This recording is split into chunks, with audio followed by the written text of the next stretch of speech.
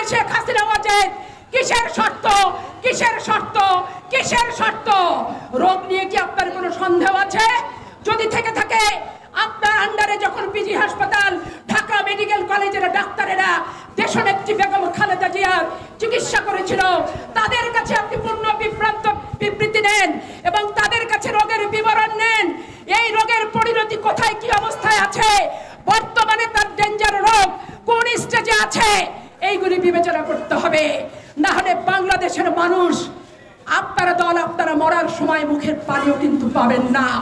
আজকে প্রশ্ন করতে চাই, শেখ হাসিনা ওয়াজেদ, মানুষ যখন জীবন মৃত্যুর সন্নিকটে থাকে তখন পৃথিবীতে আজরাইলও কিন্তু কোনো শর্ত দেয় না। তাহলে আপনি কি আজরাইলের চেয়ে জঘন্য এবং বর্বরচিত নির্মম নিষ্ঠুর মানুষ? আজকে চিকিৎসা আমার মৌলিক অধিকার, বাংলাদেশের রাষ্ট্র প্রত্যেকটি নাগরিকের চিকিৎসার অধিকার মৌলিক অধিকার হিসেবে স্বীকৃত করেছে। আজকে সংবিধানের দোহাই দিয়ে আপনি কি করছেন? আমার সাংবিধানিক অধিকার, আমার একটা দিন একটা ঘন্টা যদি আমি বেশি বেঁচে থাকতে পারি, সেই অধিকারকে আজকে আপনি খর্ব করছেন শর্ত দিয়ে, নির্বাহী আদেশ দিয়ে এবং বিভিন্ন রকম টালবাহানার কথা বলে। যেদিন বেগম খালেদা জিয়ার রোগ নিয়ে ওবায়দুল কাদের বড় বড় কথা বলেছিলেন, আল্লাহর অশেষ রহমতে ওনার এমন স্ট্রোক হয়েছিল যে ভারত থেকে দেবী সেটিকে নিয়ে এসে উদ্ধার করতে পারেননি। পরে সিঙ্গাপুরে যে উনি চিকিৎসা করে সুস্থ হয়ে বাংলাদেশে ফিরে এসেছেন। জীবন দিয়ে উপলব্ধি করেছেন ওবায়দুল কাদের, নেত্রীকে সবসময় ভুল পথে পরিচালিত করবেন না। নিজের রোগ যন্ত্রণা, নিজের বাঁচার তাগিদ, মৃত্যুর মুখ থেকে ফিরে আসার যে অভিজ্ঞতা, নিজের বিবেককে প্রশ্ন করুন। প্রশ্ন করে শেখ হাসিনা ওয়াজেদের বেগম খালেদা জিয়াকে নিয়ে এই হিংসাপরতা, স্বার্থপরতা, গোয়ার্তমির একটি শেষ কিন্তু আছে। এই শেষ উনি কিভাবে শেষ করতে চায় সেটি বাংলাদেশের মানুষ জানতে চায়। আজকে বহুত কিছু নিয়ে হাইকোর্টের সমটো রুল হয়, অথচ পত্র পত্রিকা, মানববন্ধন, বাংলাদেশের পেশাজীবী মানুষ এই সরকারের কাছে দিনের পর দিন একটি আবেদন করেছে, মৌলিক আবেদন এবং তার সাংবিধানিক আবেদন, সেটি হচ্ছে তার চিকিৎসার জন্য বিদেশে যাওয়া। এইটি নিয়ে সবাই নীরব, নিরুত্তাপ। কারণ বাংলাদেশের প্রত্যেকটি সেক্টর এই সরকার নিষ্ঠুর নির্মমভাবে নিয়ন্ত্রণ করছে। যেই নিয়ন্ত্রণের রোষানলে পড়ে দেশনেত্রী বেগম খালেদা জিয়া মৃত্যুর জাতাকলে পিষ্ট হচ্ছে এবং বারবার তাকে আলিঙ্গন করতে আসছে বাংলাদেশের 15 কোটি মানুষের দোয়ায়। এই মৃত্যু পথযাত্রী মানুষটির শুধুমাত্র তার দেহেতে জীবনটি আছে, তার স্বাভাবিক জীবনের কোনো কিছু তার ভিতরে কিন্তু নেই। আজকে আমি সেদিন স্বাধীন মালিক সাহেবের বক্তব্য পত্রিকায় পড়লাম যে শর্তহীন ভাবেও কিন্তু নির্বাহী আদেশে জামিন দেওয়া যায়। ইতিহাস বড় নির্মম, ইতিহাস বড় নিষ্ঠুর। ইতিহাসে যে যেরকম ভাবে সৃষ্টি করবে তার চেয়ে কঠিন নির্মম ভাবে কিন্তু সেই ইতিহাস তার পুনরাবৃত্তি ঘটিয়ে দেয়। আজকে আপনারা বারবার বলছেন আদালতের কাছে যান চিকিৎসার জন্য, আদালতের পারমিশন নেন। নির্বাহী আদেশে সরকার ওনাকে এক জেলখানা থেকে আর একটা সাব জেলে তাকে হচ্ছে বন্দি রেখেছে। যদি প্রয়োজন সদিচ্ছা পোষণ করে এই সরকার, তারা তাদের অ্যাটর্নি জেনারেলের কাছে তাদের প্রয়োজন মধ্যে তারা আইনগত দিক যাচাই বাছাই করে মতামত তারা নেবে। সুপ্রিম কোর্টের সর্বোচ্চ আদালত যদি আমাদেরকে জামিন দিত, অবশ্যই সেখানে আমরা আলোকপাত করার আমাদের একটা জায়গা ছিল। কিন্তু এখন নির্বাহী আদেশে জামিন সরকারকেই তার অ্যাটর্নি জেনারেলের দ্বারস্থ হতে হবে। সরকারকেই সর্বোচ্চ আদালতে দরখাস্ত দিয়ে তাকে পাঠানোর ক্ষেত্রে আইনগত কোনো কিছু আছে কিনা এইগুলি বিবেচনা করতে হবে।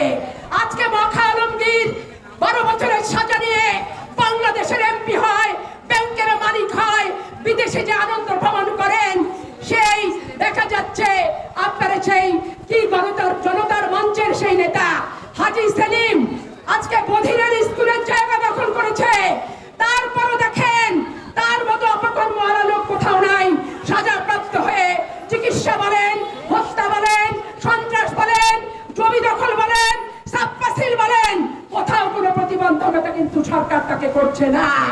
আজকে আপনি দেখুন শেখ হেলাল সাহেব 5 বছরের সাজা নিয়ে বিএনপির ইকবাল মাহমুদ টুকু ভোট করতে পারে না, রুহুল কুদ্দুস তালুকদার ভোট করতে পারে না, অথচ দেখা গেছে শেখ হেলাল 5 বছরের সাজা 3 মাসের স্টে করে তারা কিন্তু ভোট করতে পেরেছে। আজকে মোফাজ্জল হোসেন মায়া তার মামলা গুরুতর অভিযোগে অভিযুক্ত, আজকে তাকে খালাস দেওয়া হয়। আর আমানুল্লাহ আমান, ইকবাল মাহমুদ টুকু আজকে তাদের সাজা বহাল করা হয়। গতকালকে আপনারা দেখেছেন সুপ্রিম কোর্টের তালিকাভুক্তি করা হয়েছে আইনজীবীদের, সাধারণ আইনজীবীদের অনেক আপত্তি আছে এই তালিকা নিয়ে। আমি পাপিয়া টকশো করে বিরোধী দল করি, যুগের পর যুগ কি আমাকে আপনি স্ট্যান্ড ওভার করে রেখে দিবেন নাকি? আর যাদেরকে দেওয়া হয়েছে আমাদের চেয়ে কত ভালো ব্রিফ আছে, কত ভালো আইনজীবী, এগুলো দেখার দরকার আছে। টকশোর কারণে, মিছিল মিটিং করার কারণে আমার রেজাল্ট যদি উইথেল করে রাখা হয়, স্ট্যান্ড ওভার রাখা হয়, এইটা রাখাটাই তো একটা দলীয়করণ, রাখাটাই হচ্ছে একটি সংকীর্ণ দৃষ্টিভঙ্গি।